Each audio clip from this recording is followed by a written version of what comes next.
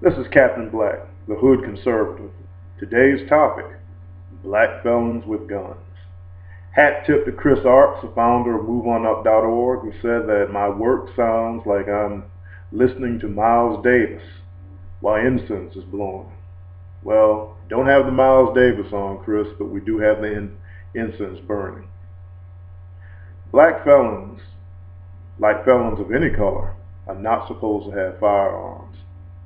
In too many cases, when an armed brother is shot by the police, it is discovered, when his background is examined, that he was not supposed to even have a firearm in the first place.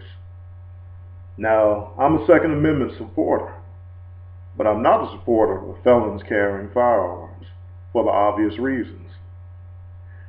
We have just had here in New Orleans, a few Sundays ago, a fatal shooting involving the obligatory black felon with a weapon and a police officer.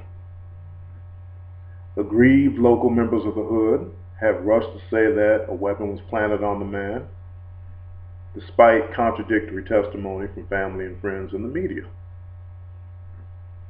I grew up in an inner city that crack destroyed. I understand the need that men feel to protect themselves. But when you're a convicted felon, and if you happen to be under some form of state supervision, i.e. on paper, either as a parolee or a probationer, you do not have the right to have firearms. In too many of these scenarios, if you do not have an aggressive felon, what you have is a black felon terrified when the police show up. Any of us who have been in the hood know this.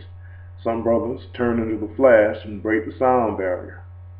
In this particular instance, the theory that I have, based on looking into the situation, is he had a weapon on him, he saw the police coming, and like most brothers, he tried to get out of Dodge.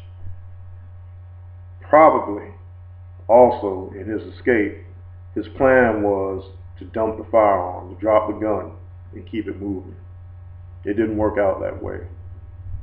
Sadly, black felons with guns never have a happy ending. It's not racism. It's not slavery. It's not discrimination.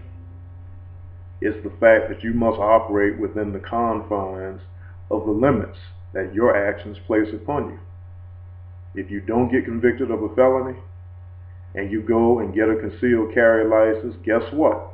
You can carry your firearm wherever it's legal and no one can tell you otherwise.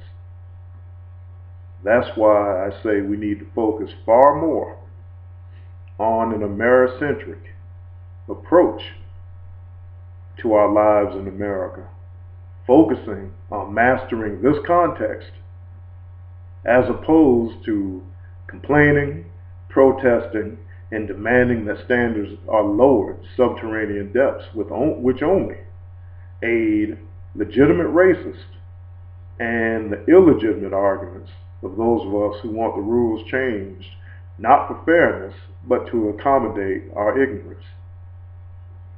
What's the moral of this story? Black felons with guns do not have a happy ending.